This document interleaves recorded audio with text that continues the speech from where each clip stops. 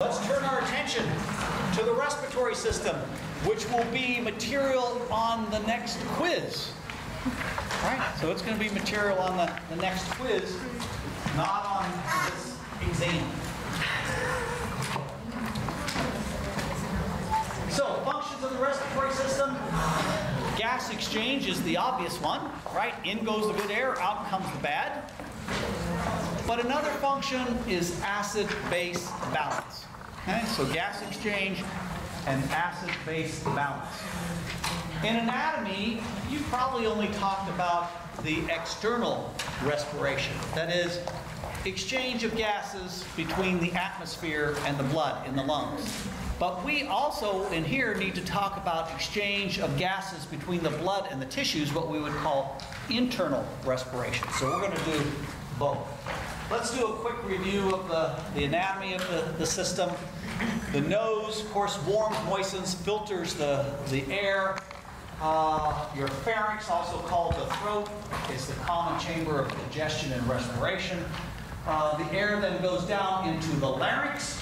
Larynx, recall, consists of the thyroid cartilage, the cricoid cartilage, and a nice little floppy kind of piece up on top called the epiglottis.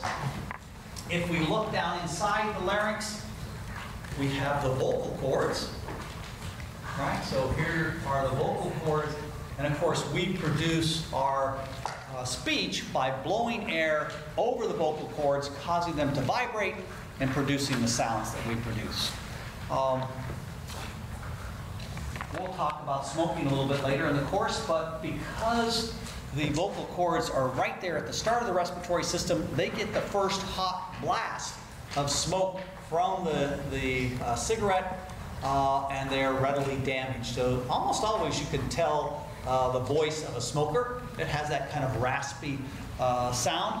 It's also a common area of cancer in smokers. If they're lucky, they can go in and just remove a little nodule of cancer. If they're unlucky, they end up taking out the whole vocal apparatus. And actually, I saw an ad the other day that was really nasty, right? The woman talking about smoking, and she had to have her larynx removed. From the larynx, we go down into the trachea, also called the windpipe, composed of C-shaped cartilaginous rings. Why are they C-shaped? Esophagus, right? So for swallowing. Once we get down into the trachea, follow that down, we end up at the bronchi. The bronchi get smaller and smaller.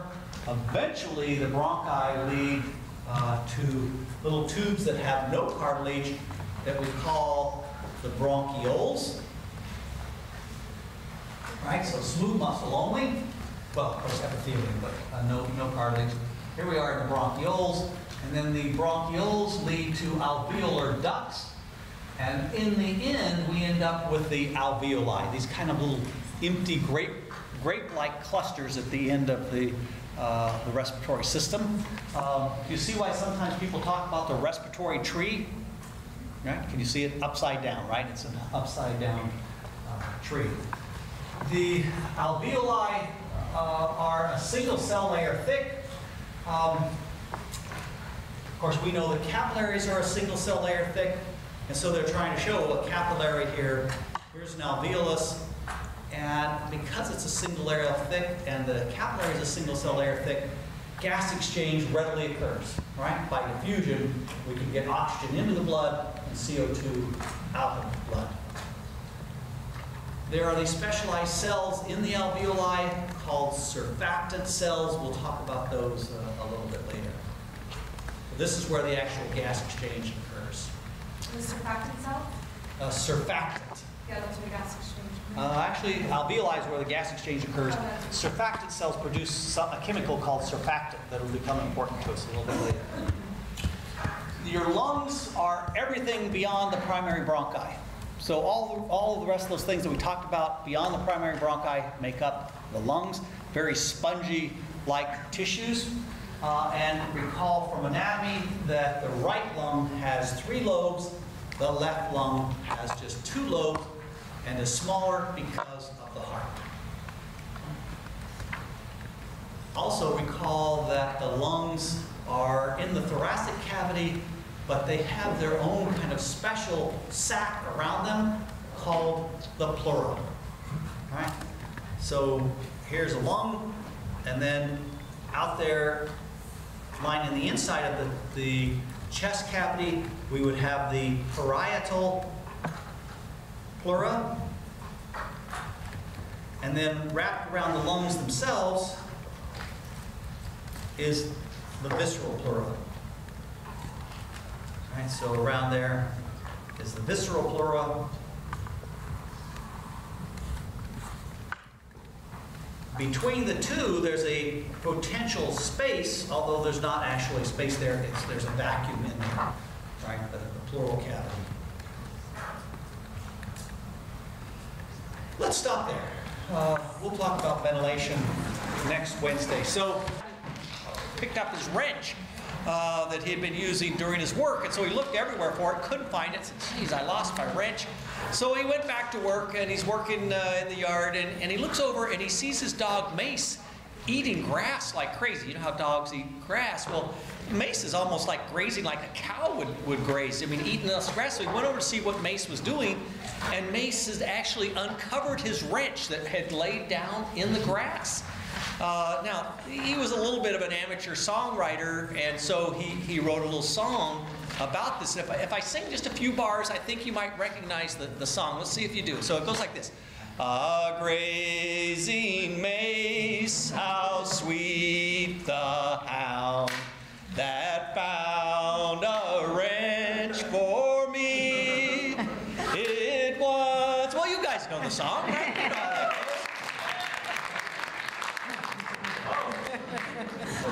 A grazing mace. All right, so we were working on the respiratory system. The air comes in through the nose, goes to the pharynx, goes to the larynx, goes down the trachea, the bronchi, the bronchioles, the alveolar ducts, and then ended up in the alveoli. And in the alveoli, that's where the gas exchange is going to occur. Right? So air is here, the capillaries here. Alveoli are a single cell layer thick. Capillary is a single cell layer thick, so the exchange between the two happens very readily, all right? Because we only have 2 cell layers thick. In lungs, we said everything beyond the primary bronchi is what we consider to be lungs. Gary? Yes? I noticed 2 slides ago, you had on the right-hand side there's something labeled a respiratory bronchiole, and then back before it, there's a bronchiole. Yeah. So there's 2 kinds of bronchioles. There actually are. When you get down to the very end of the bronchioles, they'll actually, the very, very tiny bronchioles before you hit those alveolar ducts, they'll call them respiratory bronchioles. But And so there's an alveolus on the respiratory bronchiole. Is that what makes them different? No, it's just that they're very small, right? So that we're at the very end. So would there be alveoli on the non-respiratory bronchiole? No, because this is the very end, right? So only when we get to the very, very end of the bronchioles. Okay. Okay, thank you. So we need to talk about how we get air in and out of the lungs, right? How do we get the air in and out? We are negative pressure breathers, right? So we're negative pressure breathers. We know that the way that gases and fluids move is by bulk flow. Flow equals the difference of pressure over the resistance. Some animals are positive pressure breathers. That is, they actually force the air into their lungs.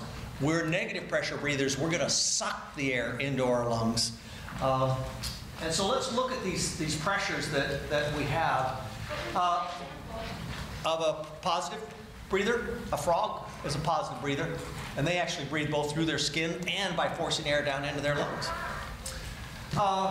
So remember that there's actually a pleural cavity. It's not really a cavity, but a pleural space, a potential space, and then we have pressures in the alveoli.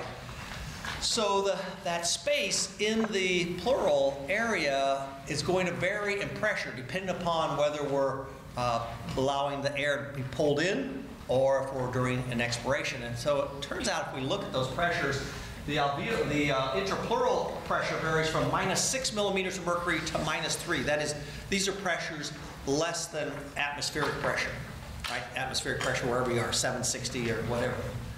But if we look at the pressures in the alveoli, the pressure varies between -3 and +3. So let's think about that one just for a minute. If we go -3, that means it's less than atmospheric pressure. Air is going to be going into the lungs. And if we go back up to the +3, right? So here's the +3, here's the -3. If we go back to the +3, we're going to be greater than atmospheric pressure. We'll be pushing air out. And of course, somewhere in between there, we cross the 0 line. And if the pressure in the alveoli is the same as what's in the atmosphere, what direction is the air flowing? It's not flowing, right? Because it's the same as, so at the end of each breath, right? Either blowing in or sucking in or blowing out. There's no air flowing when you reach that in. So let's talk about inspiration. That's what I am to you. How do we get the air in? You learned in anatomy that you have a diaphragm and that you have external intercostal muscles. The diaphragm can contract and pull down. The external intercostal muscles contract and pull the ribs up and out. Now, in my model that I have here, I can't control the size of the thoracic cavity by doing the external intercostal muscles, but I can make the diaphragm contract and pull down. So if I contract and pull down, what's happening to the alveoli?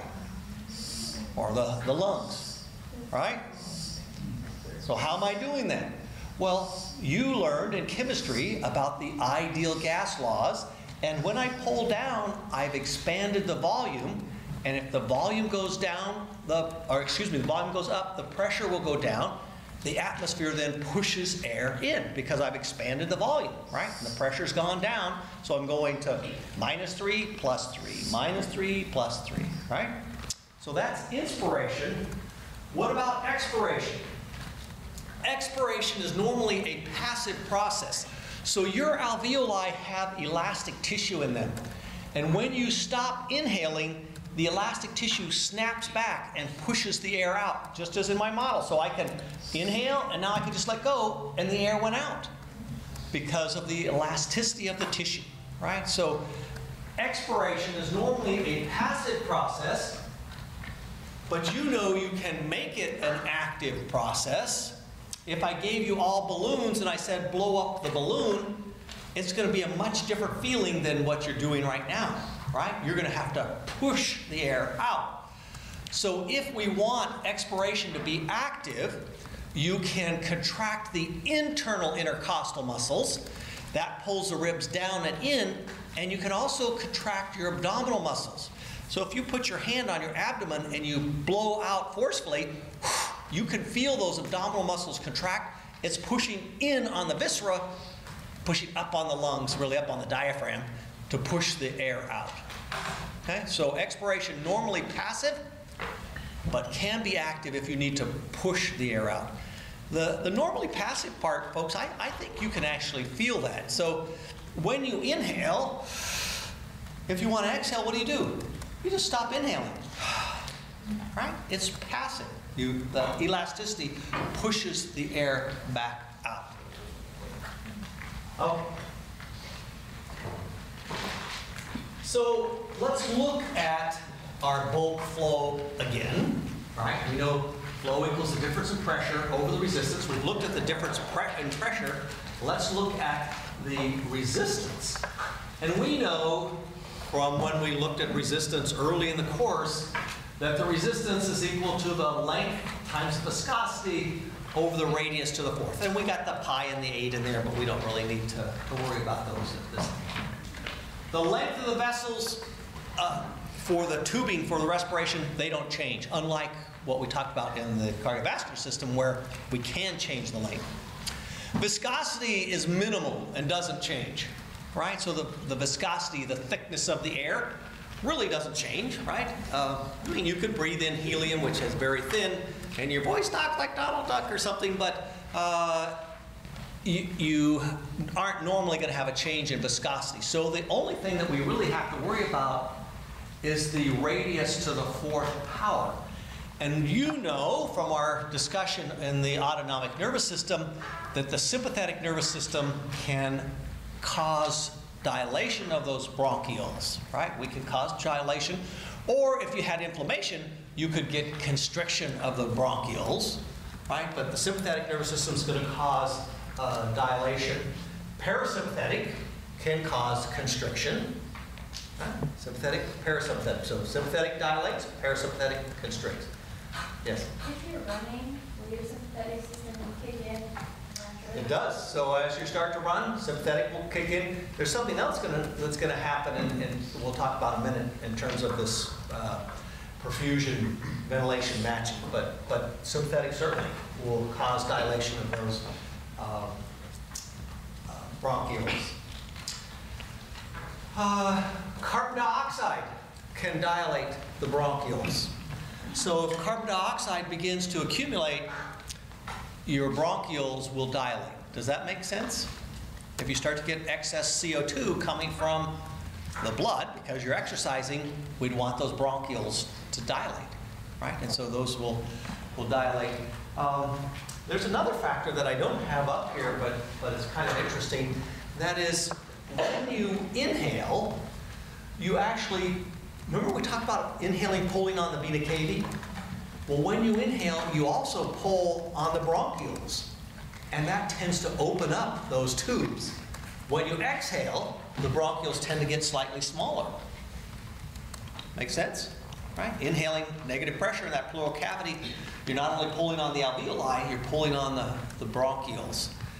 If you're trying to forcefully blow out air, you can actually push enough pressure on in the pleural cavity that you cause those bronchioles to get smaller. Kind of a paradox here, but when people have asthma, the typical problem that they start to have is, right, they're not able to get their air in and out as much as they would like. And so as they start to inhale and then they want to get the air back out and they work harder trying to get the air out, they're increasing the pressure in the pleural space, and they're causing the bronchioles to get smaller. They're getting more resistance, the opposite of what we really would like, right? So during inhalation, they get bigger, but during exhalations, particularly if you exhale forcefully, you're making those bronchioles smaller. Okay, so carbon dioxide can dilate the bronchioles, sympathetic will dilate the bronchioles, parasympathetic constricts, as do certain inflammatory chemicals. That brings us to something that we call ventilation perfusion matching. Okay? Ventilation perfusion matching. So ideally, we want to match the amount of air in the lungs to the amount of blood that's coming to the lungs.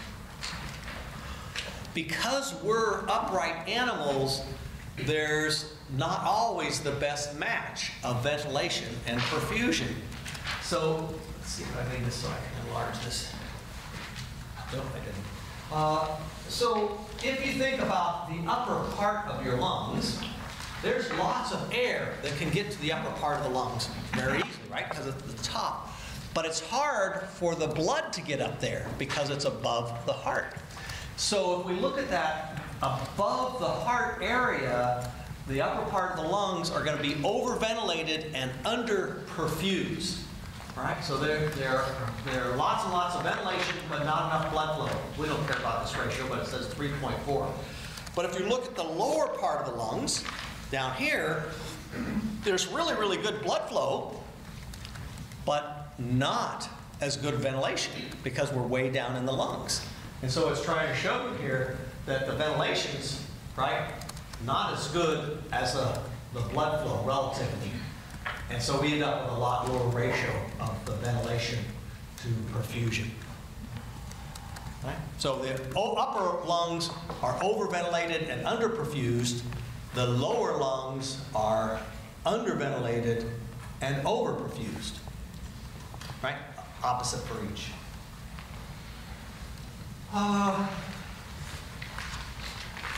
Before I leave this, one more thing. So Is there any way that the body compensates for that, or is that just what we live Lying with? down. This is about it. That's all you can do. But the body, we're used to it, right? So our body uses this, and we do just fine. But isn't it harder to breathe, like they tell you not to have someone who's having an asthma attack lie down? Yeah, that you start to come. There's different problems. Different with that. things, Yeah. okay. I skipped this one right here. This is important. The oxygen dilates the arterioles. Okay, O2 dilates the arterioles in the respiratory system. So not out in the rest of in the systemic circuit, but in the pulmonary circuit, oxygen will dilate the arterioles. Yes. So that's something to do when someone's hyperventilating or something, you tell them to put their head between. Now we'll get to hyperventilation a little later. We'll get to that one. So O2 dilates the arterioles. That helps to match the perfusion to the ventilation. Okay? That will help to match the perfusion to the ventilation. Let me give you an example that'll hopefully make some sense out of this. So let's say that a person's eating an apple and they choke and they suck in a big piece of the apple, and all of a sudden it's blocking the entrance to the right lung. So we're blocking the entrance to the right lung. The CO2 levels are going to go up in that right lung, so the bronchioles are going to be dilating, but what's going to happen to the O2 levels? They're going to drop. And so the arterioles in the circulatory system are attracted, if you will, to oxygen, right? So they'll dilate if there's oxygen, but they're going to constrict if there's less oxygen. So in the right lung, in this case, those arterioles are going to start to constrict, and we'll be shifting the blood then over to the left lung, where there is good ventilation, right? So that the fact that the arterioles can dilate due to the oxygen levels, and that the bronchioles constrict due to high oxygen or dilate due to high CO2, allows us to match the perfusion to the ventilation, right? Okay. Capillary membrane dynamics revisited. Oh no. There we go again. All right, you got a chance to talk about, to show me on the test about capillary membrane dynamics. And so we learned that there's a balance between the hydrostatic pressures, here 19 out, -6 pulling, right, net 25 we said, and then the osmotic or oncotic pressures, 29 in this case, and 4 millimeters out in the tissues. Well, do you remember when we talked about the cardiac cycle, we learned that the pulmonary circuit works at a lower pressure than the systemic circuit. Kind of remember that? So this is just the same capillary that I showed you when we were doing the systemic circuit. In reality, this number is a smaller number than what we're showing here because it's a lower pressure circuit. We learned that there's less resistance, lower pressure. So let's just say that instead of a 19, we put a 17 in there. We don't have as much hydrostatic pressure pushing out. These pressures are going to be the same. That pressure is the same. Do you see what's going to happen? The net movement of fluid will be from the tissues into the capillaries, right? Because there's not as much hydrostatic pressure pushing out. Yes? Is it pulling it from the atmosphere? Or is No, it's pulling it from the lungs. Okay? It's pulling it from the lungs. What you have in your respiratory system, because of capillary membrane dynamics, is essentially a little vacuum cleaner system that's constantly taking any fluid that would start to accumulate in your lungs and pulling it out of the lungs and dumping it into the circulatory system so that you don't accumulate fluid in the lungs. Because if you accumulate fluid in the lungs, we can go back here a little bit, right? We want a very tiny space between the air and the capillary. But if fluid starts to accumulate in the alveoli, you're not going to get good diffusion between the atmosphere and the blood. So we want to make sure there's never any fluid there. And so your respiratory system, because of the pulmonary circuit, is constantly being kind of vacuumed by the circulatory system, pulling fluid by osmotic pressure away from the alveoli. And that makes it even worse then when we talked about something like congestive heart failure, right?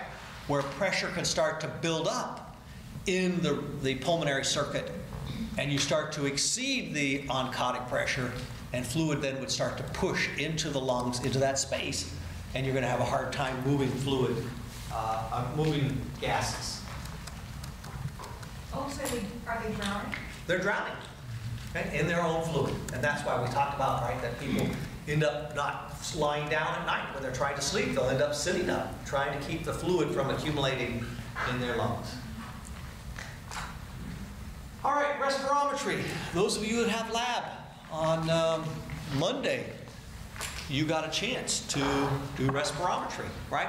In respirometry, we hook people up to a device called a respirometer, or shortened, people will call it a spirometer.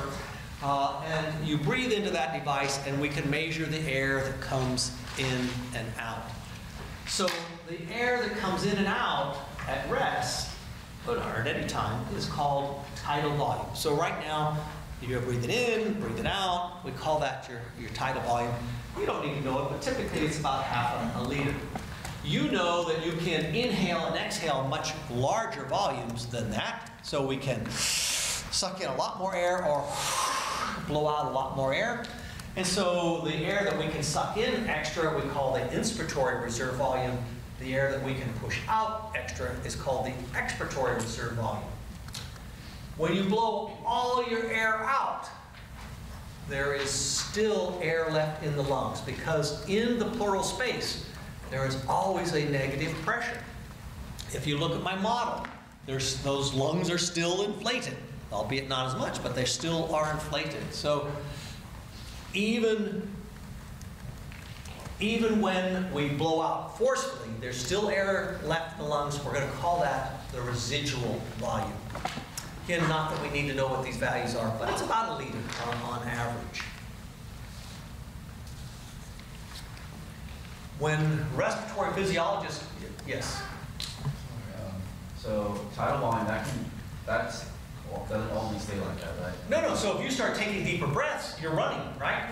Oh, my tidal volume's gotten much larger. Okay. Yeah. So at rest, it would be about half a liter, but it can get much larger. And as you run and take deeper breaths, the tidal volume gets larger. What happens to the IRV and the ERV? They get smaller because you're taking deeper breaths. So respiratory physiologists weren't satisfied with that. They said, well, let's think about these things added together. And so they add these volumes together, and they come up with what we call pulmonary capacities. So the pulmonary capacities are sums of some of these volumes. One of the pulmonary capacity that they came up with is something called the inspiratory capacity. So after a normal expiration, if you inhale as deeply as you can, we're going to call that an inspiratory capacity. So you look at that and you can see that the IC is the sum of the tidal volume and the IRV.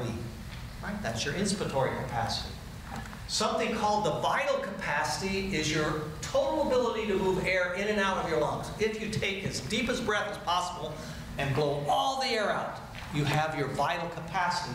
And so they're trying to show you here, there's the vital capacity. And if you look at that, that's the sum of the IRV, the TV, and the ERV. Add those together, right? And you have vital capacity. Or you could also say it's the sum of the ERV and the IC. Right? Be the same. Something called the functional residual capacity. The functional residual capacity is the sum of your ERV and your RV. Right? We're going to call that the functional residual capacity. And then finally, something called your total lung capacity, TLC. Well, there's numerous ways to get that, but you could say, well, that's the vital capacity plus the residual volume. Or you could say residual volume plus the ERV plus the TV plus the IRV. Or you can have your mom hug you. TLC, there you go, right? Minute volume. Well, right, it didn't take long for physiologists to say, well, it'd be nice to know how much air is coming in and out in a minute, much like cardiac output, right? And so they said, okay, then that must be the respiratory rate times your tidal volume, and that would give you your minute volume, right? So if the person was breathing 10 breaths per minute, and each breath was 500 mils per breath, right? Then you'd end up with 5,000 mils per minute. Right? That would be something that we call the minute volume. That's a great idea, except you have to stop and think for a minute and say, well, wait a minute. When I inhale, the last air that I inhaled never actually got to my alveoli. It was stuck in the tubing. And so it's the first air that came out. I didn't get to use it. So we need to take that into account if we're trying to actually figure out how much air we're using. So they call that last air that came in the dead space air. Right? So it's going to be between my mouth and my alveoli. And if we really want to think about the ventilation that's occurring in the alveoli, we need to take that out. So they came up with something that they call alveolar ventilation. And alveolar ventilation, you have to take the tidal volume minus the dead space air, then you multiply it by the respiratory rate. So average dead space air, not that you need to know it, are about 150 mils. So then we would go 500 minus 150 times, in this case, the breaths per minute, 10, right? So then you'd get 3,500 mils per minute would actually be the alveolar ventilation, the amount of air that's getting to the lungs and being used.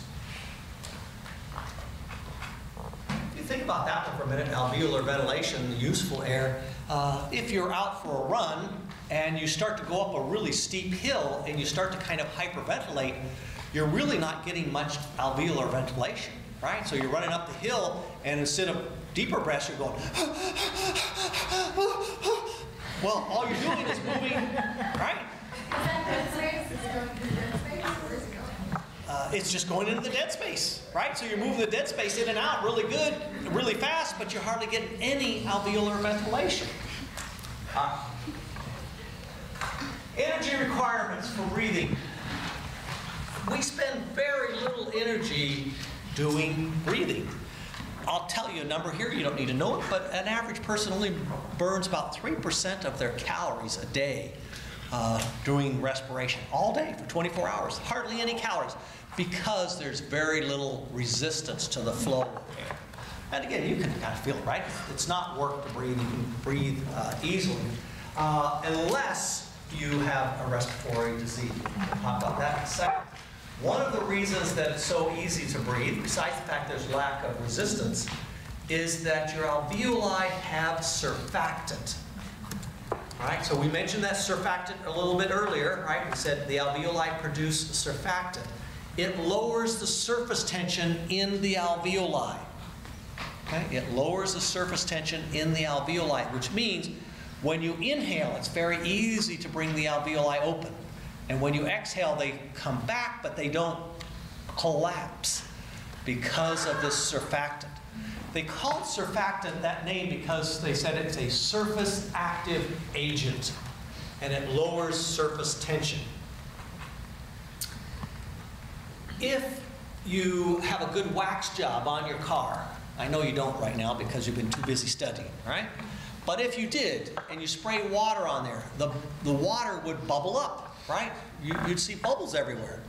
Nice drops, right? Drops everywhere. Now, what if before you put the water on the car, you added soap to the water? What would you notice about the droplets of water? It would be residue. Well, the residue, but they would all lay flat, right? The water droplets would no longer be standing up. They would go flat because the soap lowers the surface tension.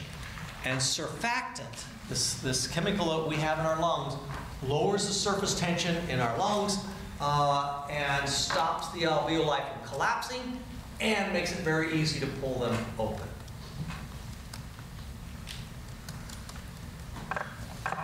Okay.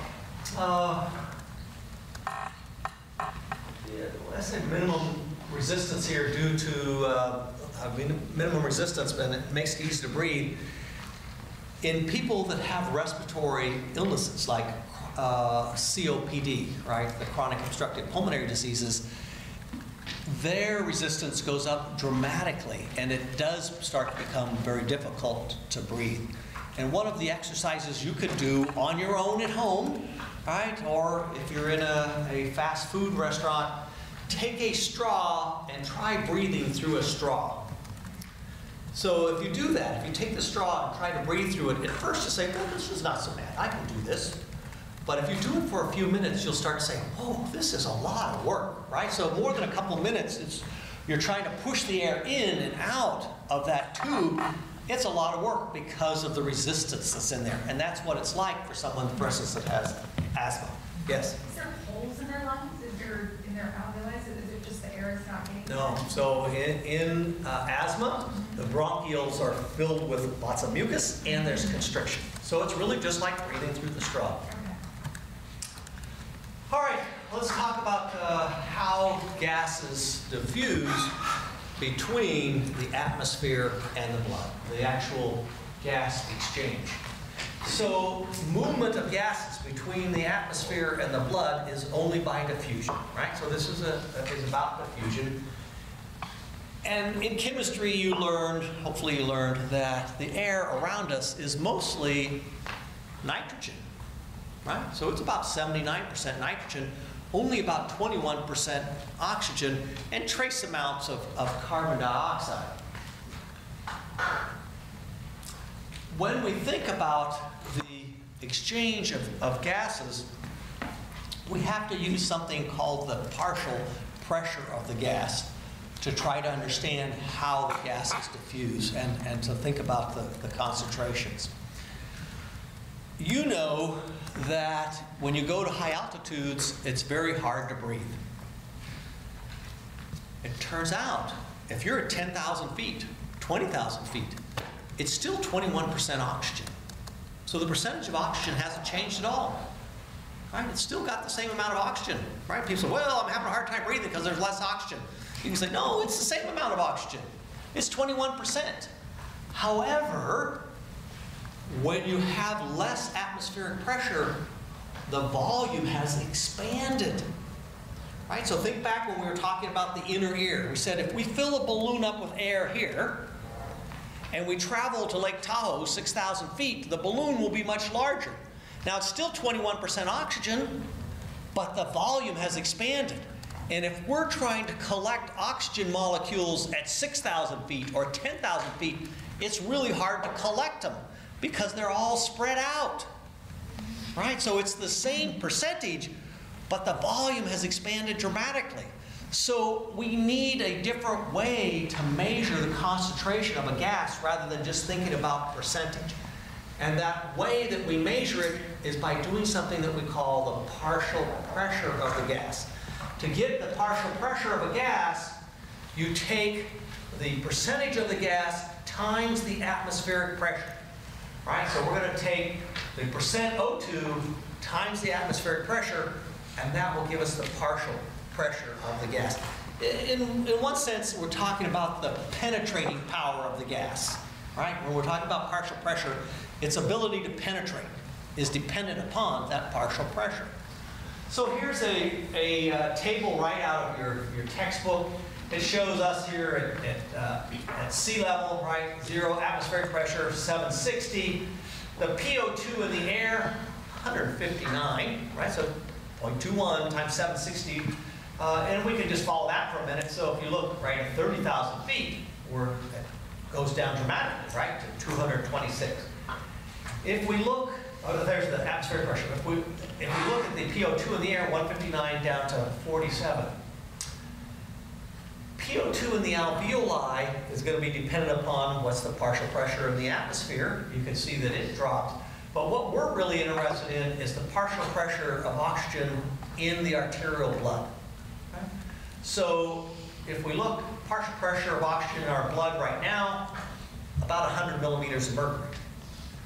Look what happens if we go to 20,000 feet. It drops to 35. Even if we just go to 6,000 feet, right? We're at 79% of normal, what we're used to. Right?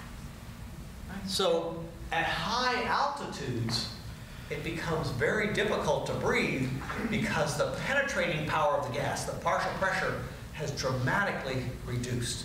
Right? It's hard to move that oxygen. It's always amazing if you read there's articles about the Sherpas that climb the top of Mount Everest without oxygen. Right? They can do it without oxygen, which is amazing, right? Because it's really hard to gather those oxygen molecules. So as we go up in altitude, partial pressures of gases drop dramatically. That's why it's hard to exercise at altitude. I have a question. Is that the brain doesn't get enough oxygen? So the brain will be getting enough oxygen, absolutely. And if you think about that for a minute, we learned a minute ago that the arterioles in the pulmonary circuit dilate if there's oxygen. What do you suppose they do when there's less oxygen? They constrict, right? And so more than what we need to get into in this class, but it's kind of interesting to think for a minute about. If we went to a really high altitude, 20,000 feet, the bronchioles are going to start, or the arterioles are going to start to constrict because there's less oxygen. Well, if they start to constrict, what's going to happen to your blood pressure in the pulmonary circuit? It starts to go up. And so one of the real problems that people have at high altitude is something that they call pulmonary hypertension, right? And so if you start to get pulmonary hypertension because you're at the altitude, the pressure goes up in the pulmonary circuit. What else did we just learn about capillary membrane dynamics? Fluid's going to start to leak into the respiratory system, right? Into the lungs. This is part of altitude sickness and part of the reason why it's so deadly. I went off on this tangent just for a minute. Would it surprise you to learn that to help people that are experiencing altitude sickness, that they will sometimes give them Viagra? We're not thinking sex here, right? Forget about the sex part. It dilates arterioles, right? So it could dilate the arterioles. Okay. All right, so let's look at the diffusion of gases in liquids. Okay? Let's look at the diffusion of gases in liquids. And let's go back to the beginning of the course when we were talking about diffusion. And we said that the diffusion rate was proportional to, my proportional sign got buried there. This first one we said when we first were doing this, we said it was due to the difference in concentration. Remember? But difference in concentration is not going to do us any good here. We need to substitute in and say difference in the partial pressure.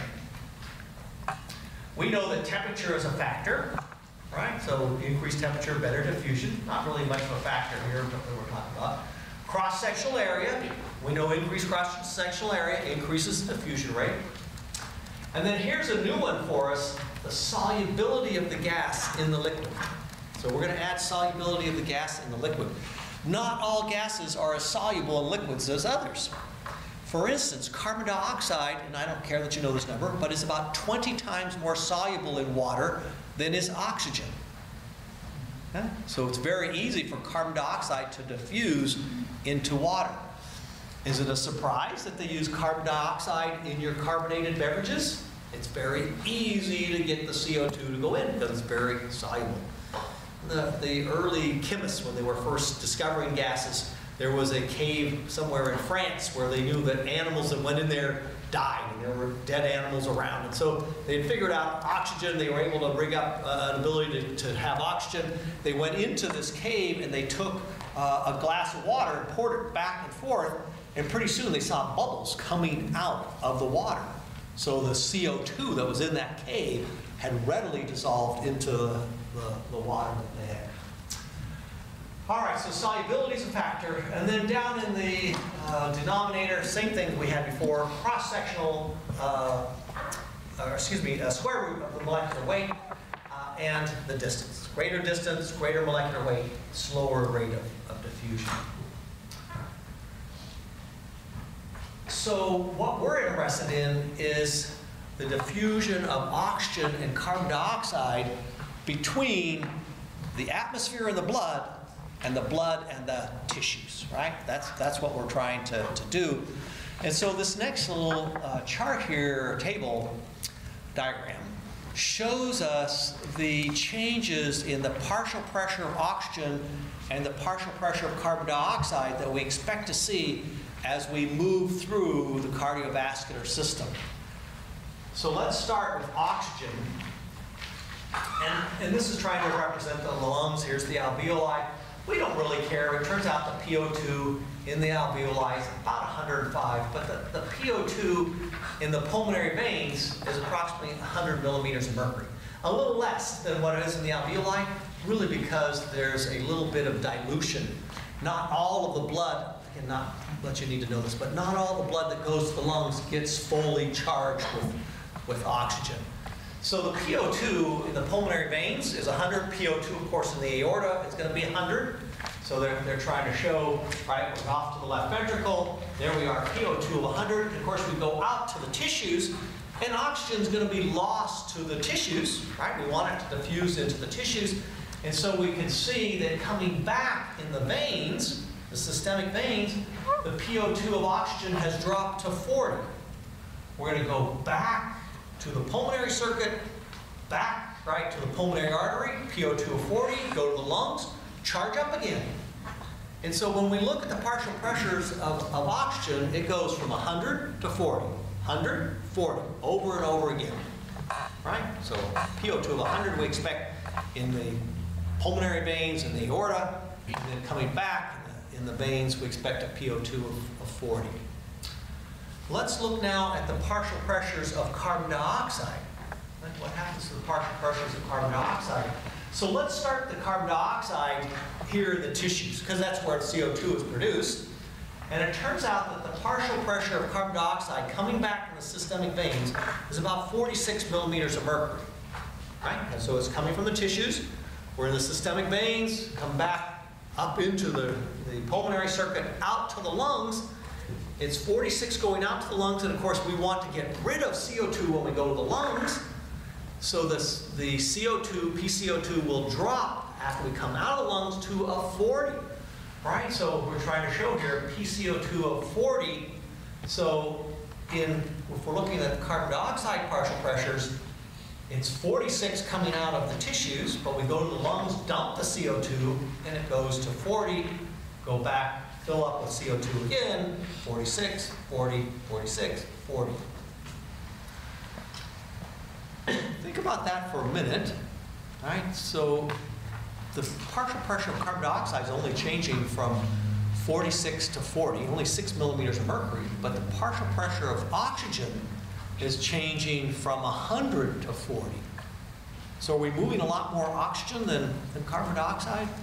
The answer is no. It turns out that we need very little partial pressure of carbon dioxide to dissolve the carbon dioxide in the fluids because CO2 is very soluble in water. Right? So we don't need much of a partial pressure, and the CO2 readily moves in to the fluid.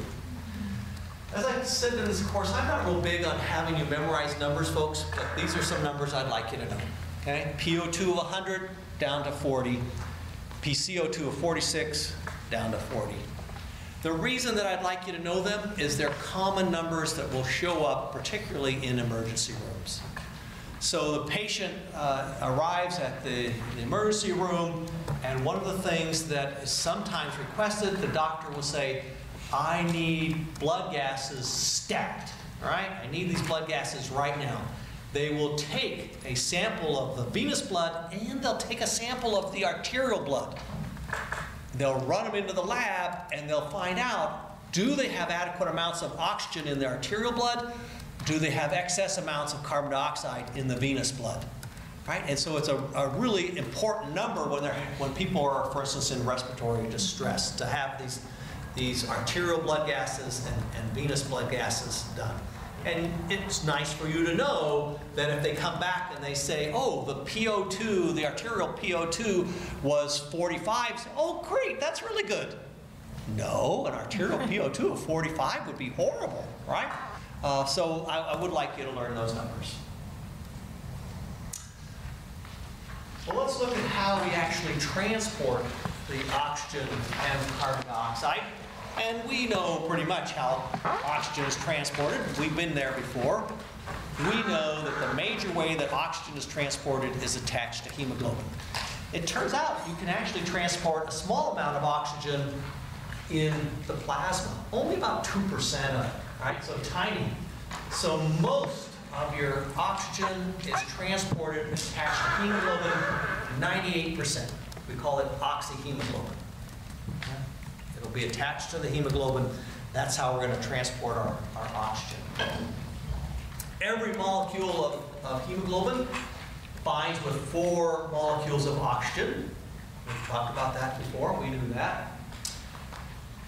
And we need to spend a little bit of time talking about the oxygen-hemoglobin dissociation curve. Okay? Oxygen-hemoglobin dissociation curve. So this graph shows us the oxygen-hemoglobin dissociation curve. If you look on the x-axis, these are PO2s. The y-axis is showing us the percent of hemoglobin saturation, right? Oxyhemoglobin saturation. So we just learned that a normal PO2 for our arterial blood is 100. So let's go check at a PO2 of 100, how saturated is our hemoglobin? Oh, what a surprise. It's 100% saturated. Kind of what we would expect, right? So the blood has just gone to the lungs, it's come back. The hemoglobin's 100% saturated at a PO2 of 100. We also just learned that when we go out to the tissues, we of course dump off oxygen, and we learned that the PO2 drops to 40. So let's check our saturation at a PO2 of 40, and we come up here, look at this. 75%, right? So we're at 75% saturation. That's odd. Do you see what this graph is telling us? That in a normal route through the body, we go out to the tissues, we dump out oxygen, the venous blood coming back is still 75% saturated with oxygen. We've only dropped off 1 of the oxygen molecules of the 4 that are on the hemoglobin. So 1 of them came off readily, and that's all we gave up. That means we have 3 left on our hemoglobin in reserve, so that if we need it, we've got it. Something else that this curve shows us is beyond a PO2 of 40, look at the change in the shape of the curve. So here where that first molecule came off. Now when the PO2 drops less than 40, look at the curve. It's incredibly steep. So that our hemoglobin is made such that if the PO2 starts to get less than 40, the oxygen comes off very quickly. Right? So as PO2s drop, oxygen comes off the hemoglobin very quickly. The next 2 very, very easily, and the third one, the fourth one a little bit harder, but for a small PO2 drop here, we dump off a bunch of oxygen. So you start to exercise. All of a sudden the tissues are using a lot of oxygen. The partial pressure in that tissue is going to drop, and the hemoglobin will start to drop off more oxygen as needed. Right? So we're carrying this reserve on our hemoglobin, and when you need more oxygen, the PO2 in the tissues drops because you're using the oxygen, the curve gets steep, and hemoglobin readily unloads. There are other factors that affect the unloading of the hemoglobin more than we're going to get into in this class. Temperature has an effect as well, but one of them that is important to us is the effect of pH. So if you start exercising, you're going to start to produce carbon dioxide, and of course carbon dioxide, we're going to learn in a minute, associated with the increased CO2 will be increased acid. So the pH starts to drop in the tissue, also due to lactic acid that we've talked about. And as that pH drops, so the normal blood pH is 7.4, the center part of this curve. As the pH starts to drop over to the 7.2 in this case, you can see that we will unload more oxygen than we would have normally at that same PO2. In other words, as acid levels increase, the hemoglobin gives up the oxygen even more readily, which should make some sense to you, right? So you're using the tissues, they're producing lactic acid, and you're getting hydrogen ion. Let's dump even more oxygen. Emily? So you're saying instead of just dropping off one of the oxygen molecules, there's going to be more? Yeah, so look, let's go to PO240 again. Here we were at the normal blood pH, 75%. But look, if the pH has dropped to 7.2, look what's happened. We've come down on our saturation, right? So we've started to drop off the next one, simply because of O2 reserve on the us trying to get more oxygen into the tissue because the pH has dropped. Okay, and then finally here under oxygen I have carbon monoxide poisoning. Okay, carbon monoxide poisoning. You're all familiar with the concept of carbon monoxide poisoning, but we should spend a few minutes talking about it.